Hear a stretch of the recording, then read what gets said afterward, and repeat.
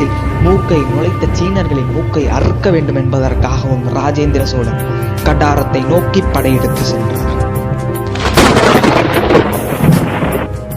படையெடுப்புக்கு தயாராகியிருப்பினும் அந்த கப்பல்கள், அந்த களங்கள் எப்படி இருந்தன என்பதை குறித்து நாம் அறிய வேண்டும்.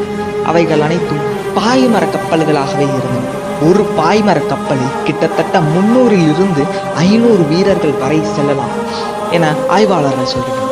ஒரு கப்பலில் 300 இருந்து 500 என்றால் அலை கடல் நடுவே பலகலம் செலுத்தி என்கிறார்களே, கிட்டத்தட்ட 600 இருந்து 1000 கப்பல்கள் வரை சென்றிருக்கலாம். ஒரு கப்பலில் 300 வீரர்கள் என்றால் கூட லட்சக்கணக்கில் வீரர்கள் கடாரத்தை நோக்கி சென்றிருப்பார்கள்.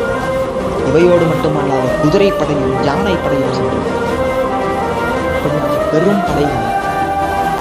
சரி, இப்படி செல்கிறார்கள். இவர்கள் சென்ற பாதை என்னவாக இருக்கும் என்பதை பூனேவில் உள்ள ஆராய்ச்சியாளர்கள் கிட்டத்தட்ட